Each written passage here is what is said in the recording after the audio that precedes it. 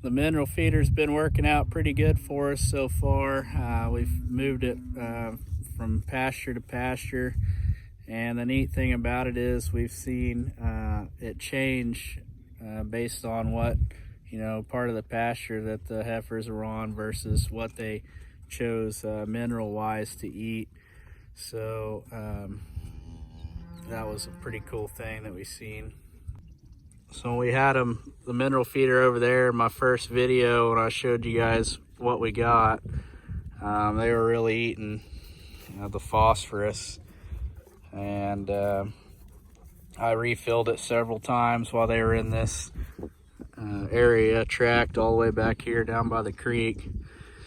And then this winter we've moved them to this area up here on the side of the hill. They switched from eating the phosphorus to eating more of the potassium, and they mainly kept eating the others about the same.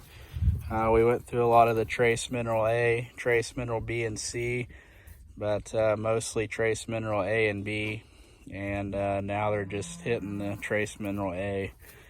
And now that we've moved them from up there back down to here, we're going after the phosphorus again. So currently we're out of it, and I'm gonna have to order some more.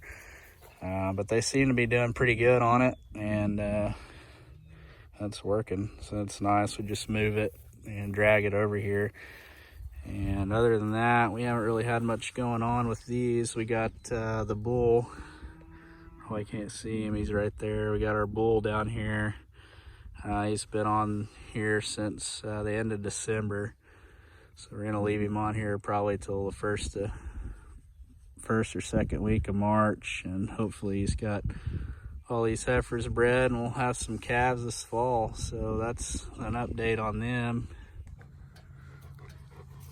So really we haven't had much of a luck this winter getting anything done, because it's just, the ground's too wet. It rains about every couple days. It's been a real wet winter for us, so we haven't been able to get down here and do a whole lot of projects like that fence over there, because the creeks just continuously ran all winter long. We just got lots of mud, and this road's really gotten rutted up coming down here to feed hay this winter. We fed all of our hay that I had stacked up down here. Now we're on the barn, but we got pretty good stands of oats and cereal rye coming up. They're here. That's what all the green is that you can see up through there. So we're pretty excited to see what kind of turnout we get from it this year.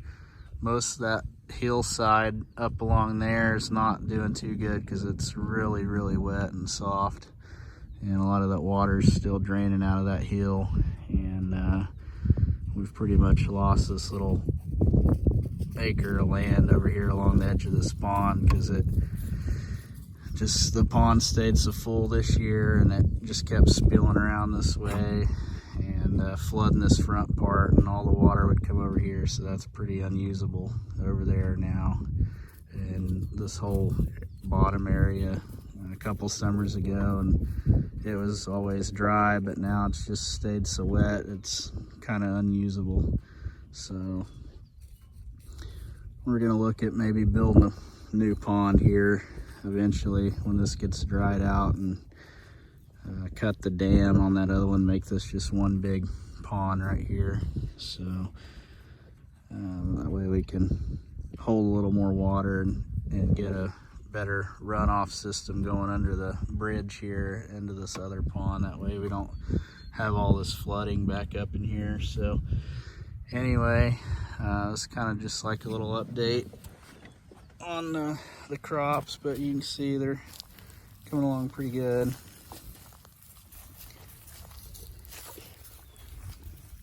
Been feeding a lot of deer. A couple armadillos are out here digging again. Ranger got him one.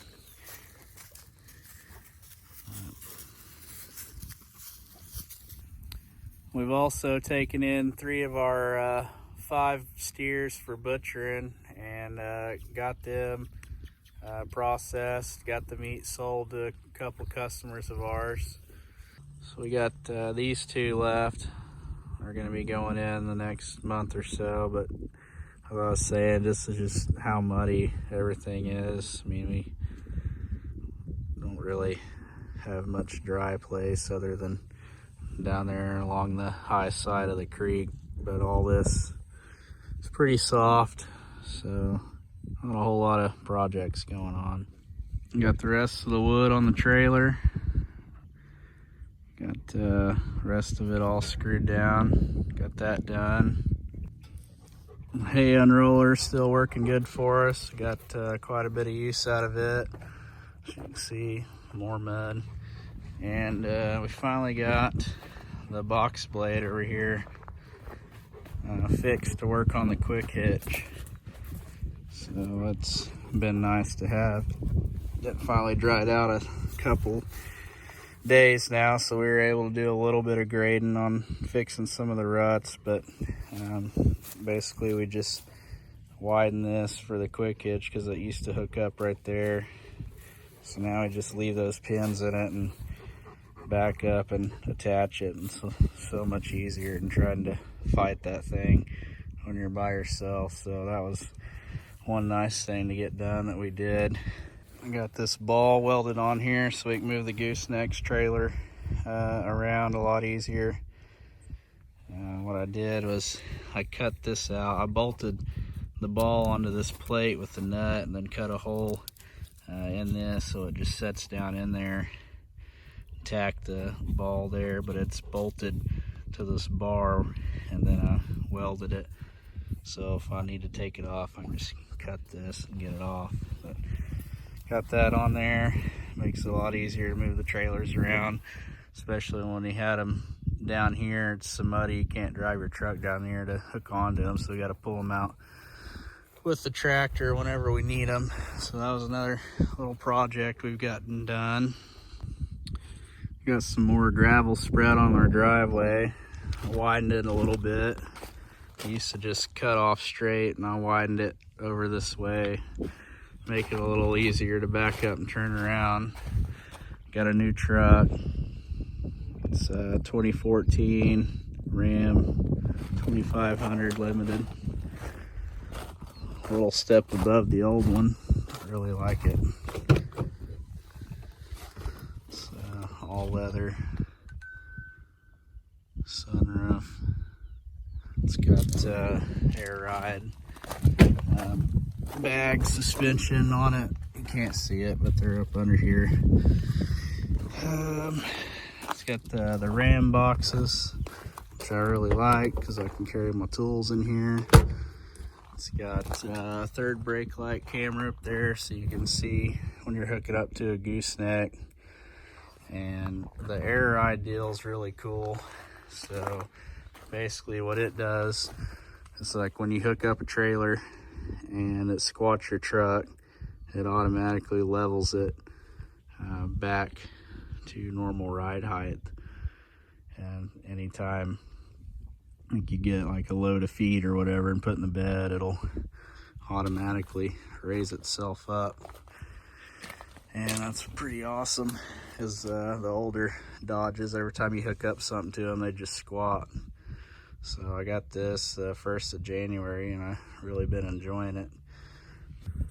So far, though, it looks like it's gonna rain a little bit more the next coming week, and we were thinking about maybe the next few weeks being able to do a little bit of spring planting, but I don't know if that's gonna be able to happen right now. It's just it gets to the point where you're like, maybe, and then we get rain. And so the temperature is about 62 today.